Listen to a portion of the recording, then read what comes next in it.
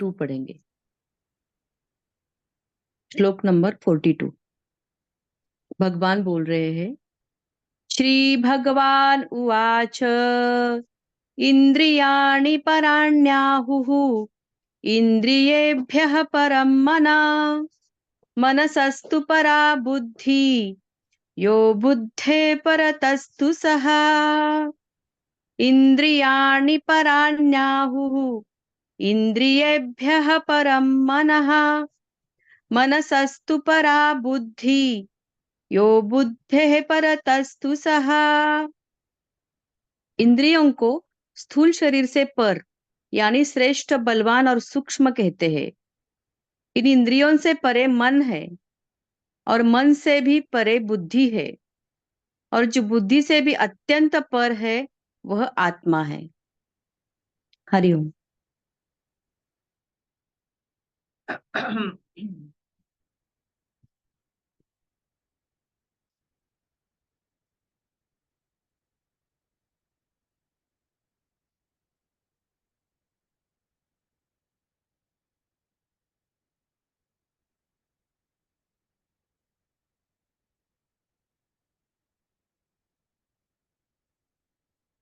काम वासना को समझने के लिए भगवान कृष्ण इतने सारे श्लोक के प्रयोग किए। आज का प्रयोग कामना कहाँ रह सकती, काम वासना की किस जगह में वास है।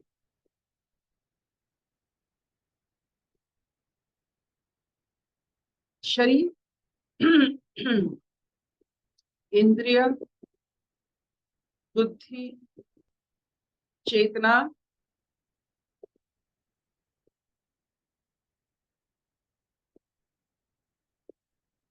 आपने एक पक्के फल को ले लीजिए, एक कच्चे फल को, एक पक्के फल। समय सबको पकाता है। बचपन में हम सिर्फ शरीर, प्रारंभिक शरीर, छोटा सा शरीर के साथ इंद्रिय की जागृत अवस्था, मन की, बुद्धि की, चेतना की, सब समय के साथ होता है। हम जैसे आम पकता है, पूरा कच्चा आम कितना कठिन होता है, और पूरा आम उसके छिलके की जैसा होता है। एक ही स्वाद, छिलका खाओ या उसके अंदर खाओ, एक ही स्वाद होता है। जब वो पकने लगता है और जो गुठली उसमें होती है, अगर हम उसको आत्मा का नाम दे दें, तो गुठली के स्वभाव, जो मझली वाले हिस्सा गुठली के साथ रहता है, गुठली और उसका स्वाद एक ही जैसा होता है। जो जो उसकी ऊपर की भाग के साथ रहता है एक ही जैसा होता है। संगत के दोष लग जाते हैं। तो ये जो शरीर है वो पकता है। ये ब्रह्मांड रूपी पेड़ में ये पकता है समय के अनुसार। और कामना आप कहाँ रखते हैं? आपकी कामना अगर शरीर ध्यास में है, उसका अलग नीति हो जाता है। इंद्रिय ध्यास में है, अलग नीति।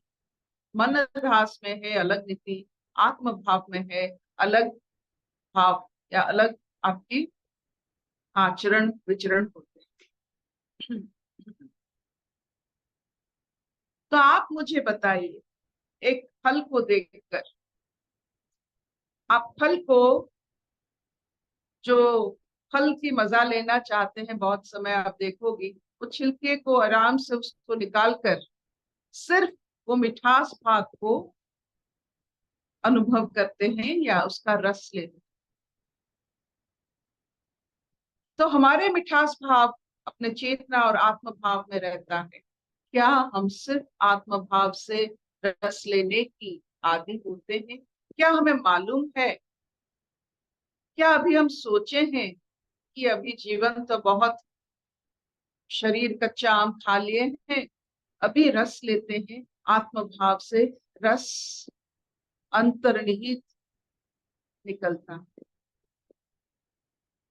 और सबसे बड़ी बात है आत्म भाव में अगर आपने कामना की बीज डाल दी, आपने शरीर भाव से शुरू किया, आत्म भाव ने आपने कामनाओं की वासनाओं की वहां बीज डाल दी, तो आत्मा क्या करेगा?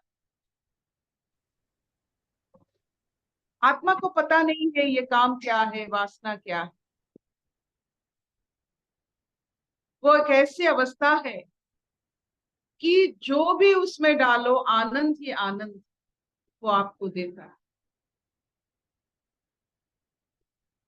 एक बार आत्म भाव में आप निकट होते हो, आप जितने सारे सांसारिक भाव आपने बहुत कायदे से, कानून से इन भावों को उत्पत्ति किया है, आत्म भाव में, चेतना भाव में ये सब भाव जो इस धरा से निकलती है, ये आत्म भाव में विलीन हो जाता है। जैसे नदी समंदर में विलीन हो जाता है, ये एक प्रक्रिया है, फेनोमेनन, कि आप कहाँ विलीन होते हो। शरीर, मन, बुद्धि कहाँ बिल्कुल विलीन हो जाता है, वो रहता ही नहीं। आपको याद ही नहीं रहेगा कि आप एक शरीर हो, आपका एक मन है, आपका एक बुद्धि चलता है। वो विलीन हो जाता है आत्मभाव में। इतना रस आत्मभाव में।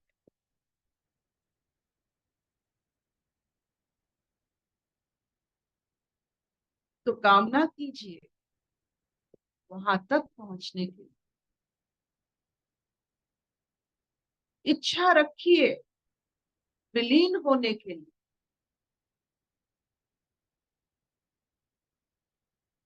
जैसा ब्रह्मांड वैसा पिंड हम मानते हैं, तो ये आत्मिक चेतना हम बहिर्मुखता में भी दर्शन करते हैं। फल फूल, नदी, समंदर, आकाश, बादल, सूर्य, चंद्रमा, ये सब देख देख कर, फूल, खुशबू, भंवर, फूल, कमल, पत्ते, पानी, ये सब देख देख कर हमें थोड़ा बहुत प्राकृतिक ज्ञान, जो आध्यात्मिक ज्ञान है, प्रकृति से जन्मा, माया से जन्मा है यह आध्यात्मिक ज्ञान। क्योंकि माया सबको घेर नहीं सकता है एक ही साथ। सबका नजरिया एक चीज के लिए इतना अलग होता है, इसीलिए माया को कोई नहीं मानते हैं। वो जानते हैं वो कुछ समय के लिए।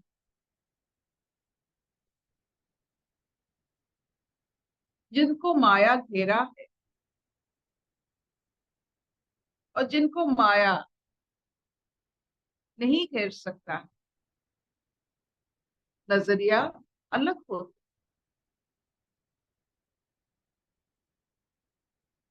तो अगर हमारी कामना वासना उस आत्मभाव के लिए उत्पत्ति होता है, वो निर्लिप्त भाव के लिए मन मचलता है, इच्छा होती है, तो कैसे शरीर और इंद्रियों और मन, बुद्धि, ये सब कोई मायने नहीं रखता।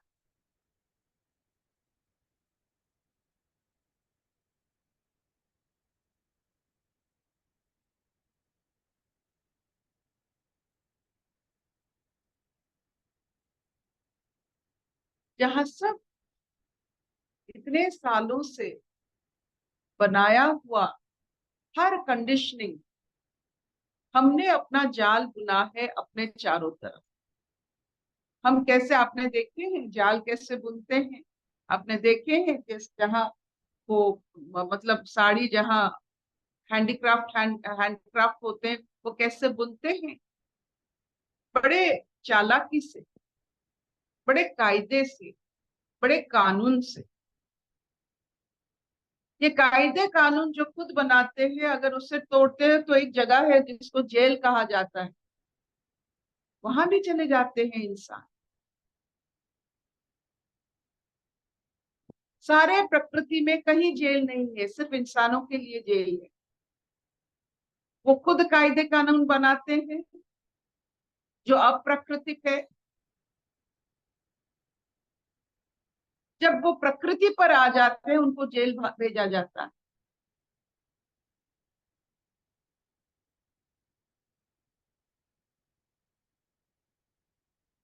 आप साधारण स्वभाव देखोगे, इंसान प्राकृतिक रूप में अलग होते हैं, स्वाभाविक होते हैं,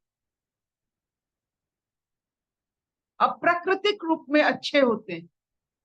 कितने दिन अच्छाई आप अप्राकृतिक रूप में आप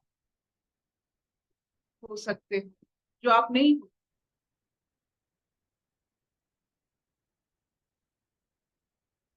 तो प्राकृतिक रूप में हम पकते हैं, और ये पकना जब नहीं होता है, बिना पके हम जल्दी गिर जाते हैं। जो फल अच्छी तरह से पकता है, वो पेड़ से बहुत दिन तक संलग्न रहता है पकने के लिए। Why are you in this universe? पकने के लिए। ये ब्रह्मांड रूपी पेड़ में आपको संलग्न किया गया है ताकि आप पक सको, मिठास भर सके आप।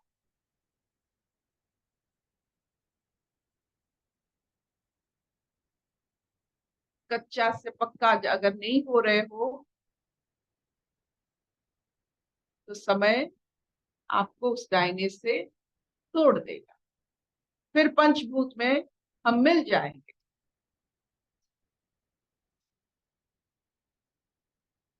तो हमारा एक ही कामना होनी चाहिए कि एक ऐसी अवस्था है जिसमें मिठास ही मिठास है, उस तक पहुंचे।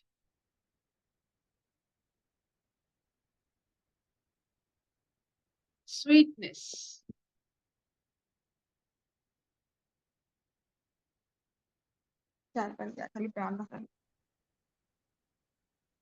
क्या इतना चलेगा?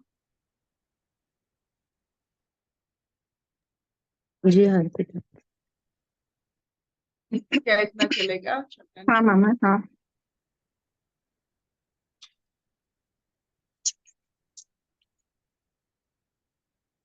जब आप आम खरीदते हो, मार्च से लेकर जुलाई तक,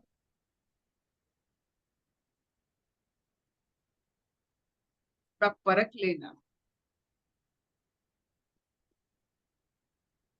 जो आम आपको बहुत मीठा लगता है, उस आम को बड़े प्यार से अपना लेना।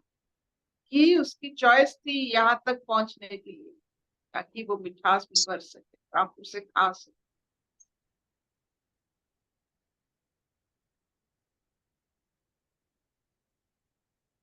सब आम एक ही पेड़ से सब मीठा नहीं बनते। एक ही पेड़ में रहेंगे लेकिन सब आम एक ही जैसा नहीं लगते। It is a choice of that mango. उस उस फल का इच्छा है, कामना है कि संपूर्ण तरह से समय को साथ लेकर संपूर्ण तरह से खट्टा से संपूर्ण भाव से मीठा बने। उसकी चॉइस है। और सबसे बड़ी बात है, अगर आपकी ये कामना हो जाती है, तो पूरा जिसे कहते हैं कायनात, पूरा विश्व ब्रह्मांड आपको मिठास बनाने के लिए पूरा हिफाजत आपकी होती है। You are protected by everything under the sun, above the sun, to make you sweet. एक बार आप कामना कर लीजिए, मुझे मीठा बनना है। इस कच्चेपन से अपने आप को निकलना है, इस खट्टेपन से निकलना है, मीठा बनना।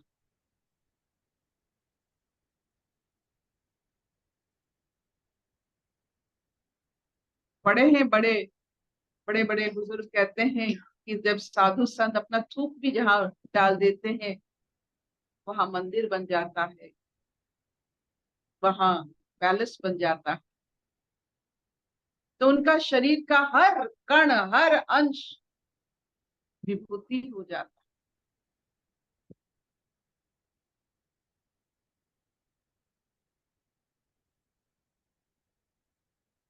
अशतो मान सत्कमय तमसो मान ज्योतिर्गमय मृत्युर्मान अमृतंगमय सर्वे सुखिनः सन्तु सर्वे सन्तु निरामया सर्वे भद्राणि पश्यन्तु मा कश्चित् दुःखभाग् भवेत्। ओम शांति शांति शांति।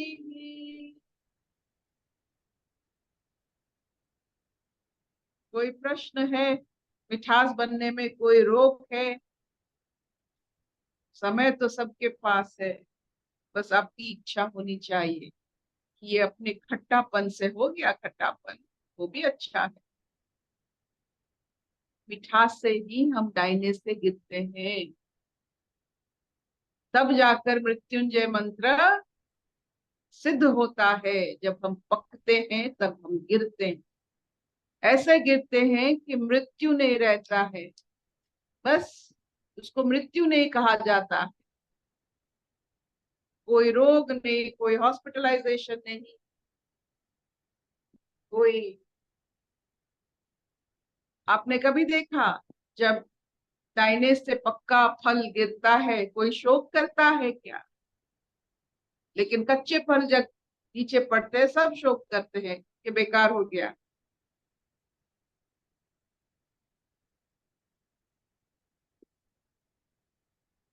अगर शोक रहित अशोक बनना चाहते हो, पक्के गिरो, मिठास होकर के क्या होता है।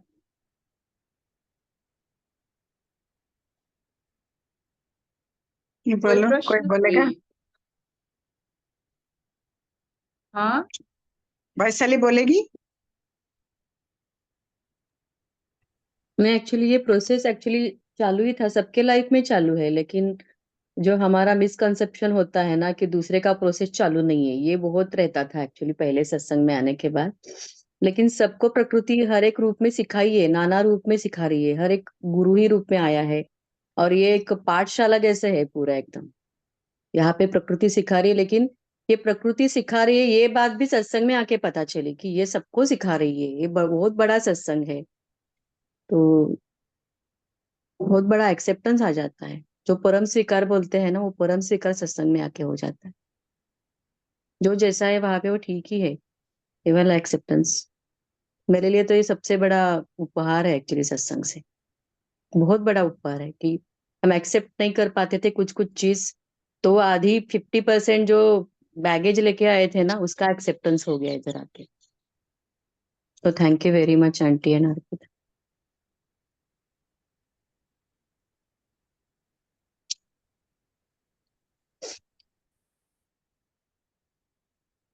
और कोई बोलेगा?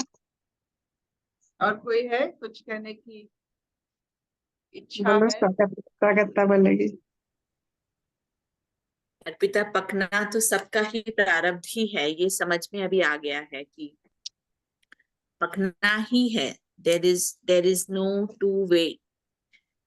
बीच में आ जाती है कि चॉइस क्या है। तो पकना कब है वो चॉइस पे निर्धारित हो जाता है। चॉइस अगर आपका हो गया पकने के साथ तो दोनों चीजें एक साथ लग गई, जो आप पकने पे जा भी रहे थे और आप पक भी रहे हो, ये ही आपकी चॉइस है। तो वो पूरा पकने का प्रोसेस, जिस प्रोसेस में आपको इतना बाहर से ताप भी पैदा होता है क्योंकि आपको पकना है, तो वो पकने के प्रोसेस में आनंद आ जाता है। और आपका चॉइस अगर उसके साथ नहीं जुड़ा तो भी आप पकने की तरफ ही जा रहे हो, लेकिन आप आनंद से वंचित हो। ये समझ में आया अर्पिता?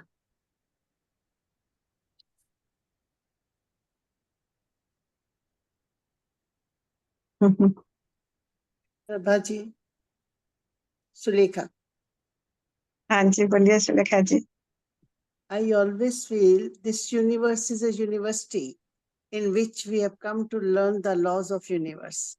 इस सारा यूनिवर्स सब लोग ऋतुएं हैं, मौसम हैं हमको पकाने के लिए। पर हम जब हम नाम रूप देखते हैं तो हम कच्चे रह जाते हैं।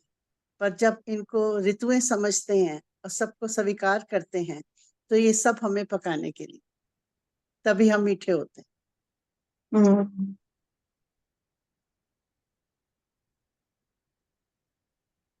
लेकिन आजकल के बच्चे आप देख रहे हो, उनका भाषा कैसे है, मुझे मत पकाओ, ये बहुत पकाती है। Right right. ये भाषा बहुत बदला है, मत पकाओ, ये बहुत पकाती है। ये सब रहेगा, उसके साथ भी हम भी रहेंगे। इतना मिठास भरेगा, सब हमको देखकर ना पक सके, लेकिन पक्के आम को देखकर सबको अच्छा लगता है, उस पर प्रभाव पड़ता है आपकी मिठास से। चाहे वो खाए आप ना खाए, अब सबसे बड़ी बात है आप जो मिठास बन रहे हो खुद के लिए नहीं, औरों के लिए।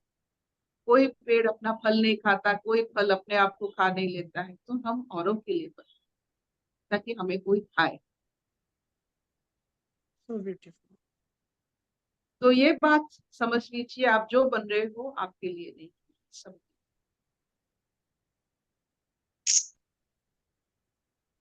आपकी अच्छा। मिठास कभी नहीं खा पाओगे, जब दूसरे खाएंगे तो आपको पता चलेगा आप मीठा हो।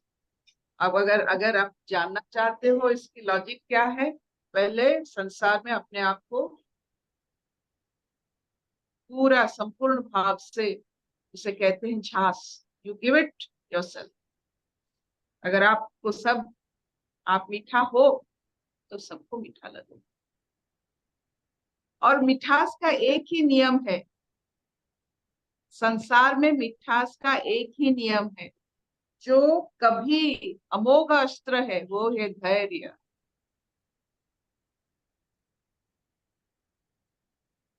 एक ही नियम में मिठास का है।